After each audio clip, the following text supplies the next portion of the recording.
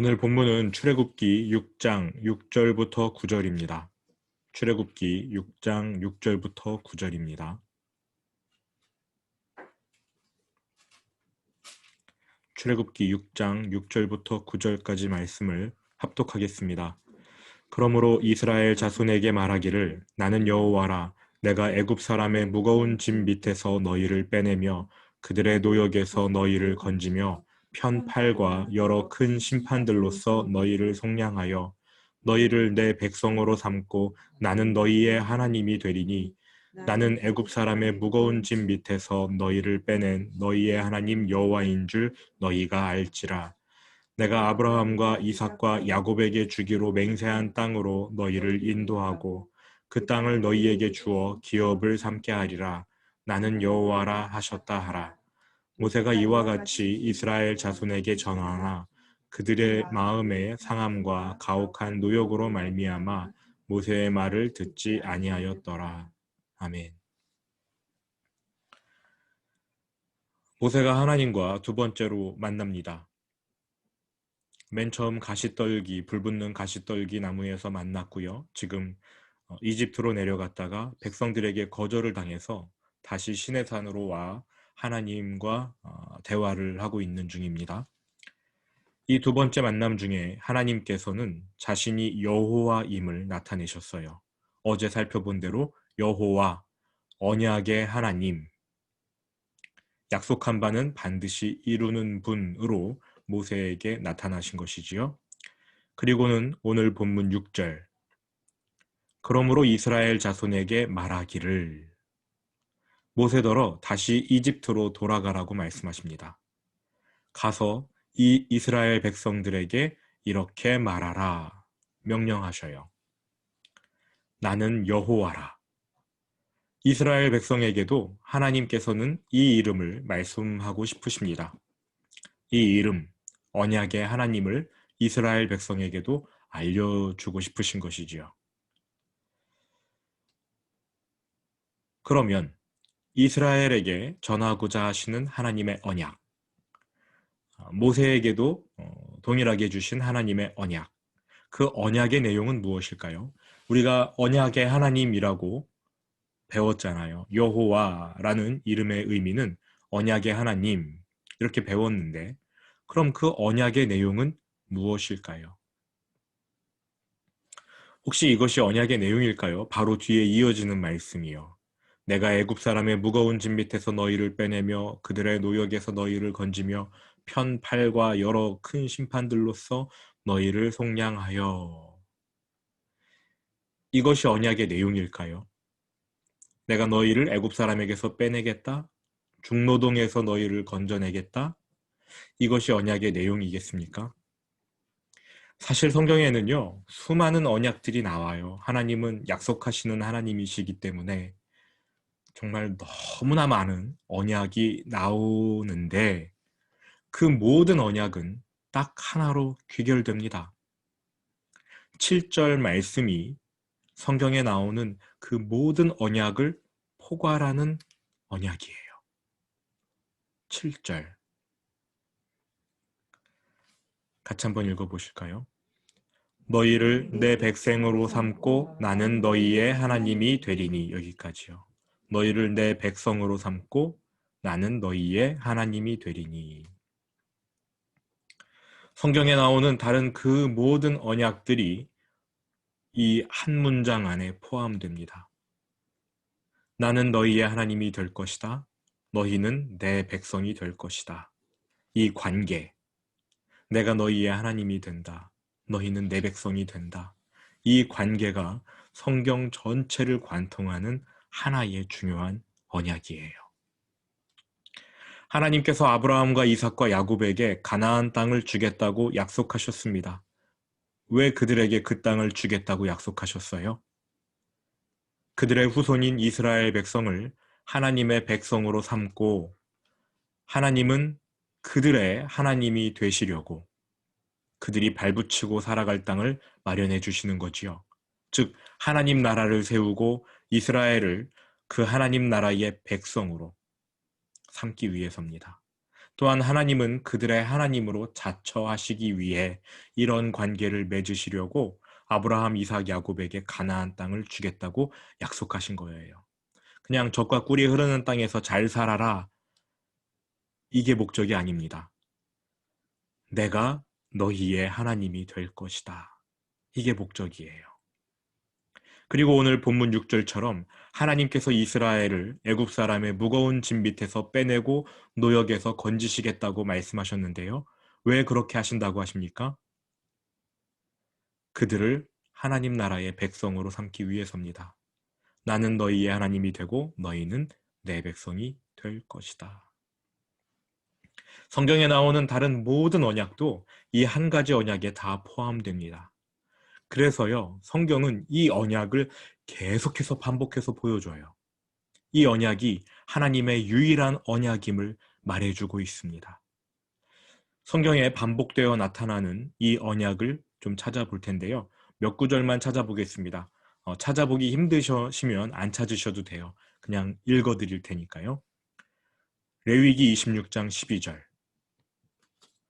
찾아보실 분은 같이 찾으시고 찾기 어려우신 분은 안 찾으셔도 됩니다. 레위기 26장 12절. 빨리 찾으셨으면 같이 읽으시지요. 나는 너희 중에 행하여 너희의 하나님이 되고 너희는 내 백성이 될 것이니라. 여기서도 반복이 되지요. 나는 너희의 하나님이 되고 너희는 내 백성이 될 것이라. 이번에는 민수기로 넘어가겠습니다. 민수기 15장 41절.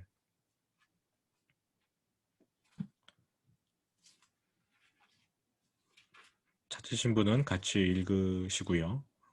들으시기 바랍니다. 나는 여호와 너희 하나님이라. 나는 너희의 하나님이 되려고 너희를 애굽 땅에서 인도해 내었느니라. 나는 여호와 너희의 하나님이니라. 이 구절에서는 출애굽의 목적을 명시하셨습니다. 나는 너희의 하나님이 되려고 너희를 애굽 땅에서 인도해 냈다. 더 이상 명확한 말씀이 없지요.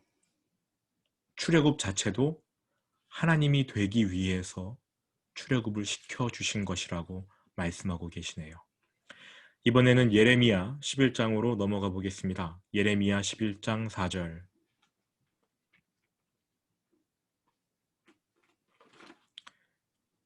예레미야 11장 4절입니다. 찾으신 분은 한번 읽어보시지요. 이 언약은 내가 너희 조상들을 쇠풀무 애굽 땅에서 이끌어내던 날에 그들에게 명령한 것이라. 곧 내가 이르기를 너희는 내 목소리를 순종하고 나의 모든 명령을 따라 행하라. 그리하면 너희는 내 백성이 되겠고 나는 너희의 하나님이 되리라. 출애굽의 목적과 율법을 주신 목적도 너희는 내 백성이 되고 나는 너희의 하나님이 되기 위해서다. 이렇게 말하고 있지요. 같은 책 예레미야 30장 22절로 넘어가 보겠습니다. 예레미야 30장 22절. 여기서는 바벨론으로 끌려간 이스라엘 백성을 하나님이 다시 돌이켜 주신다는 내용을 말하면서 그 목적을 이야기하고 있어요. 바벨론 포로로 끌려간 이스라엘 백성들을 다시 본국으로 돌이키실 건데 그 이유는 무엇인가? 예레미야 30장 22절 같이 읽어보겠습니다. 너희는 내 백성이 되겠고 나는 너희들의 하나님이 되리라. 한 장 더 넘겨서요. 예레미야 31장 33절이요. 같이 읽습니다. 그러나 그날 후에 내가 이스라엘 집과 맺을 언약은 이러하니 곧 내가 나의 법을 그들의 속에 두며 그들의 마음에 기록하여 나는 그들의 하나님이 되고 그들은 내 백성이 될 것이라 여호와의 말씀이니라. 하나님께서 율법을 이제 백성들의 마음에 새겨주신다고 약속하셔요. 성령을 주신다는 뜻입니다. 이유가 무엇이냐면 나는 그들의 하나님이 되고 그들은 내 백성이 되기 위해서.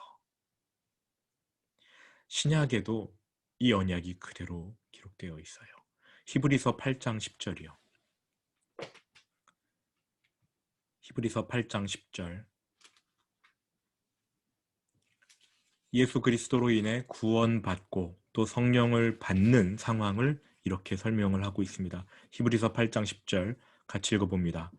또 주께서 이르시되 그날 후에 내가 이스라엘 집과 맺을 언약은 이것이니 내 법을 그들의 생각에 두고 그들의 마음에 이것을 기록하리라. 나는 그들에게 하나님이 되고 그들은 내게 백성이 되리라. 하나님의 모든 언약이 이 한 가지 언약, 나는 너희의 하나님이 되고 너희는 내 백성이 될 것이라. 이 언약 안에 들어있어요. 그리고 성경은 이 언약을 계속 반복해서 보여주고 있습니다. 오늘 본문인 출애굽기 6장 7절도 이 언약을 이야기했지요. 너희를 내 백성으로 삼고 나는 너희의 하나님이 되리라. 참으로 귀한 언약입니다. 하나님이 우리를 백성으로 삼으시겠대요. 우리는 하나님을 우리 하나님으로 삼아야 한다. 이러한 내용의 언약입니다. 성경 전체에 이 언약이 곳곳에 흩어져서 나타나고 있습니다. 왜 그러냐면 이것이 하나님의 가장 큰 소망이기 때문에 그래요. 하나님은 우리의 하나님, 우리의 아버지이십니다. 하나님은 우리가 그분의 백성, 그분의 자녀가 되기를 갈망하십니다. 하지만 구약시대 내내 이스라엘 백성은 하나님의 자녀가 되기를 거부했지요. 하나님은 그들의 하나님이 되시려고 어떻게든 그들을 품으시려고 노력했는데 그 백성이 거부했습니다. 다른 신들을 따라갔습니다. 그러나 하나님은 이 언약을 잊지 않고 지키셨어요. 신약 시대가 열리면서 예수 그리스도의 십자가와 부활을 통해 이 언약이 성취됩니다. 구약 시대 내내 하나님이 이스라엘의 하나님이 되려고 노력하셨지만 이스라엘의 거부로 인해 안 됐거든요. 이제 신약 시대가 되어서 예수께서 오셔서 십자가를 통해 또 부활을 통해 이 언약, 나는 너희의 하나님이 되고 너희는 내 백성이 되리라, 이 언약을 지켜주셨습니다. 성취해 주셨습니다. 하나님이 자기의 독생자를 내어주시고 우리의 죄를 용서하심과 동시에 우리를 당신의 자녀로 삼아주신 것이지요. 이 사건으로 인해 우리는 하나님을 아버지라고 부를 수 있게 되었습니다. 성경으로 한번 확인해 보겠습니다. 우리가 하나님의 자녀가 된 사실, 하나님이 우리의 하나님이 되고 우리가 하나님의 백성이 된 그 장면, 단적인 예가 되는 한 장면을 좀 찾아보려고 하는데요. 이거는 같이 찾아봤으면 좋겠어요. 성경 요한복음 20장입니다. 이 구절 말고도 하나님의 언약이 성취되었다는 것을 보여주는 구절은 많지만 단적으로 보여주는 하나의 구절을 찾아보고 있습니다. 하나님이 우리의 하나님이고 우리가 그의 백성이 되었다는 사실을 보여주는 장면이에요. 요한복음 20장 17절입니다.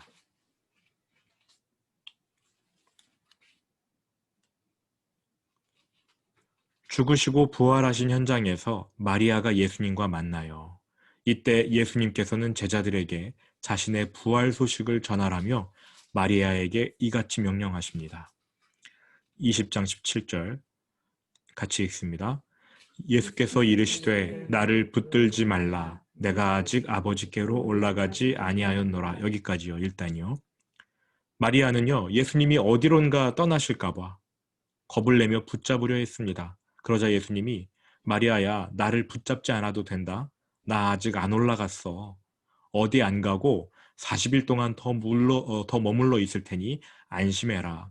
나 40일 뒤에 아버지께로 올라갈 거니까 나를 붙잡지 말아라. 예수님이 이렇게 말씀하신 거예요. 그 다음 말씀이 중요합니다. 그 후에 하신 말씀 같이 읽습니다.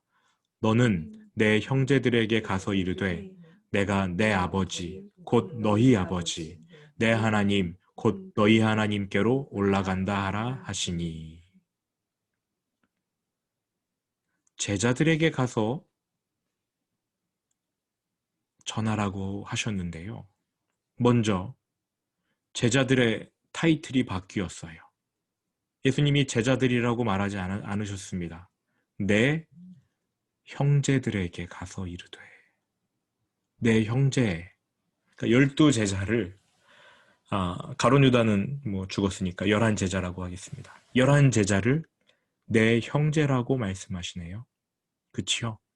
제자라고 안 하시고 내 형제들이라고 말씀하십니다. 예수님과 그 제자들의 관계가 형제로 바뀐 거예요. 십자가와 부활로 인해서 족보가 엉망이 되었습니다. 그리고는 내 아버지, 곧 너희 아버지, 내 하나님, 곧 너희 하나님, 하나님을 이렇게 설명하셨네요.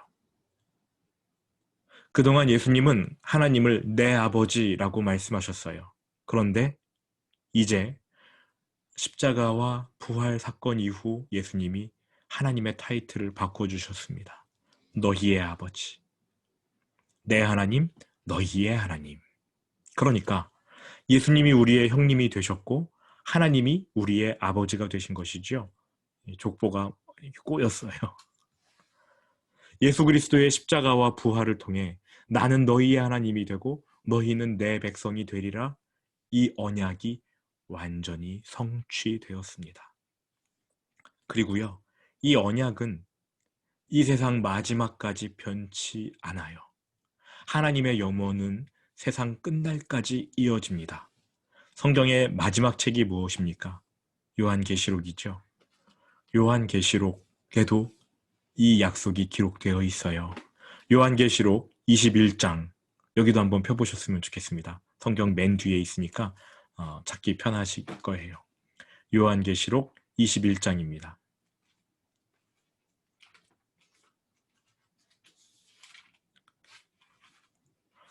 마지막 날 우리가 부활해서 천국에 들어가는 그 모습을 묘사했어요.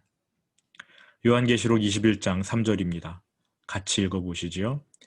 내가 들으니 보좌에서 큰 음성이 나서 이르되 보라, 하나님의 장막이 사람들과 함께 있음에 하나님이 그들과 함께 계시리니 그들은 하나님의 백성이 되고 하나님은 친히 그들과 함께 계셔서.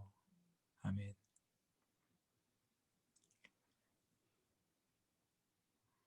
하나님의 소원이에요. 내가 너희의 하나님이 되고 너희는 내 백성이 되리라. 자, 그런데 천국에 가는 사람들의 모습은 환난을 이기고 끝까지 믿음을 지킨 사람들이거든요. 21장 7절로 내려가 보시지요. 7절. 신앙으로 모든 환난을 이기는 사람들이 어떠한 상속을 받는가? 천국 가면 어떠한 상급이 기다리고 있는가? 21장 7절 같이 읽습니다. 이기는 자는 이것들을 상속으로 받으리라. 나는 그의 하나님이 되고 그는 내 아들이 되리라. 천국에서 뭐 별 다른 금멸유관 이런 게 아니고요. 이 언약이 온전히 성취되는 놀라운 상을 받습니다. 보셨습니까? 요한계시록 마지막 장까지 이 언약이 이어지고 있다는 걸요. 나는 그의 하나님이 되고 그는 내 아들이 되리라. 나는 너희의 하나님이 되고 너희는 내 백성이 되리라. 다시 오늘 본문 출애굽기 6장 7절로 가보겠습니다. 세상 끝날까지 이어질 이 하나의 언약이 오늘 본문 출애굽기 6장 7절의 그 모습을, 그 본색을 드러냈어요. 하나님이 이스라엘 백성을 애굽에서 건져내시면서 하나님의 유일한 소원 하나를 넌지시 말씀하셨습니다. 나는 너희의 하나님이 되고 싶다. 너희가 내 백성이 되는 거 그거 내 소원이야. 이렇게 말씀하신 거예요. 그리고는 자기의 이름을 알려주셨습니다. 나는 여호와라. 나 이 언약 반드시 지킬 거야. 내가 이 언약 이거 하나 지킬 거야. 하나님이 이스라엘을 구원하시는 이유, 나는 너희의 하나님이 되고 너희는 내 백성이 되리라. 하나님이 우리를 죄와 사망에서, 이 어두운 저주에서 구원하신 이유 마찬가지지요. 나는 너희의 하나님이 되고 너희는 내 백성이 되리라. 우리와 동행하고 싶으셔요. 우리와 사랑을 나누고 싶으십니다. 우리를 다스리고 싶으시고 우리를 올바른 길로 인도하고 싶으셔요. 이 목적 하나를 위해 하나님이 우리를 구원하시는 겁니다. 아버지가 되려고요. 여러분, 하나님의 사랑을 아십니까? 우리가 하나님을 아버지라고 부르는데 이 세상 어떠한 아버지도 하나님처럼은 그 자식을 사랑하지 못합니다. 아무리 사랑이 많은 아버지라도 하나님처럼 자식을 사랑하지는 못해요. 그런데 이 세상 어떤 아버지가 다른 사람을 아들로 입양하기 위해 자신의 하나뿐인 아들을 죽인답니까? 그것도요, 입양하려는 대상이 좀 멀쩡하고 번듯한 사람이 아니에요. 추악하고 악랄한 죄인들인데 사형 선고를 받고 좀 있으면 죽어서 지옥에 떨어질 사람들인데 그 사람들을 입양하겠다고 하십니다. 그리고는 그 죄인들이 사형당하지 않도록 자기 아들을 대신 죽이셔요. 그렇게 실제로 죽이셨습니다. 도대체 어떠한 아버지가 이렇게 합니까? 그리고는 입양할 아이들을 데려다가 뭐라고 말씀하시냐면 내가 너희의 아버지가 되고 싶어서 너희가 내 아들이 되기를 바라서 내가 내 가장 사랑하는 아들을 십자가에 못 박았다. 이렇게 말씀하십니다. 그 아들은요. 엘리 엘리 라마 사박다니 나의 하나님 나의 하나님 어찌하여 나를 버리셨나이까 라고 외쳐야 했습니다. 근데 하나님은요. 그 아들의 외침에 귀를 막으셨어요. 자기 아들이 죽는 것을 보면 가슴이 찢어지거든요. 하나님 쳐다보지도 않았습니다. 그 신음소리를 들으면 가슴이 미어지는 것 같거든요. 그래서 귀도 막으셨어요. 그렇게 자기 아들을 죽여놓고 죄인들을 향해 내 아들이 너희 대신 죽었으니 이제 너희가 내 아들이 되었다. 말씀하십니다. 이 하나님의 사랑을 아셔요. 부활하신 예수님께서 제자들에게 내 아버지, 곧 너희의 아버지, 하나님을 공유하고 계셔요. 내 하나님, 곧 너희의 하나님, 이렇게 말씀하십니다. 하나님의 한 가지 소원이 이루어졌으니까요. 나는 너희의 하나님이 되고 너희는 내 백성이 되리라. 우리는요, 우리가 받은 구원이 얼마나 귀한지 쉽게 망각합니다. 그래서 조금만 어려운 일이 닥치면 하나님, 저를 사랑하시는 건 맞습니까? 하고 의심합니다. 거의 대부분은 돈 때문에 하나님의 사랑을 망각하지요. 돈이 있으면 있는 대로 더 못 가져서 불평하고 없으면 없는 대로 두려워하면서 하나님을 못 믿어합니다. 하나님, 저를 사랑하시는 건 맞습니까? 하나님이 여러분을 사랑하시나요? 여러분이 기대한 만큼 돈을 못 버셔도 하나님 여러분을 사랑하시는 건 맞습니까? 여러분이 기대한 것과 달리 일이 어그러져도 하나님이 여러분 사랑하시나요? 무화과 나무의 잎이 말라도 포도나무의 열매가 맺히지 않아도 감람 열매가 그치고 논과 밭에 식물이 없어도 지금 없을 뿐 아니라 앞으로도 내 생각에 얼마가는 없을 것 같아도 하나님이 여러분을 사랑하시는 것 맞습니까? 하나님은 이스라엘 백성에게 사랑을 표현하셨어요. 출애굽기 6장 7절 너희를 내 백성으로 삼고 나는 너희의 하나님이 되리니. 더 이상 어떤 사랑이 필요합니까? 성경은 이 한 가지 언약을 계속 반복해서 말씀하고 있어요. 내가 너희를 사랑한다. 예수님께서 제자들에게 세 계명을 주셨습니다. 서로 사랑하라. 무턱대고 너희 서로 사랑하라 이렇게 말씀하신 줄 아십니까? 아니에요. 내가 너희를 먼저 사랑한 것 같이 너희도 서로 사랑하라. 하나님께서 십자가를 통해 이 언약을 이루어 주셨다. 나는 너희의 하나님이 되고 너희는 내 백성이 되리라. 이 사랑을 너희에게 베풀어 주셨으니 너희도 서로 사랑하라. 이렇게 명령하신 겁니다. 그냥 무턱대고 너희가 서로 사랑해라. 이렇게 말씀하신 게 아니에요. 하나님이 먼저 사랑하셨으니 너희도 서로 사랑하라. 출애굽기 6장 7절 후반부요. 나는 애굽 사람의 무거운 짐 밑에서 너희를 빼낸 너희의 하나님 여호와인 줄 너희가 알지라. 8절 내가 아브라함과 이삭과 야곱에게 주기로 맹세한 땅으로 너희를 인도하고 그 땅을 너희에게 주어 기업을 삼게 하리라. 나는 여호와라 하셨다 하라. 하나님께서 이스라엘 백성에게 내가 너희를 사랑한다 말씀하셨고요. 실제로 그 사랑을 행동으로 보여주신 거예요. 애굽에서 빼내주셨지요. 또 젖과 꿀이 흐르는 땅으로 인도해 주신답니다. 내 사랑을 표현할 것이다. 이렇게 말씀하셨어요. 그리고는 모세에게 모세야, 내가 이렇게 이스라엘 백성을 사랑한다는 사실을 알려줘라 말씀하셨습니다. 그래서 모세가 알려줬어요. 그 결과는 어떻습니까? 9절 같이 읽어보시지요. 모세가 이와 같이 이스라엘 자손에게 전하나 그들이 마음의 상함과 가혹한 노역으로 말미암아 모세의 말을 듣지 아니하였더라.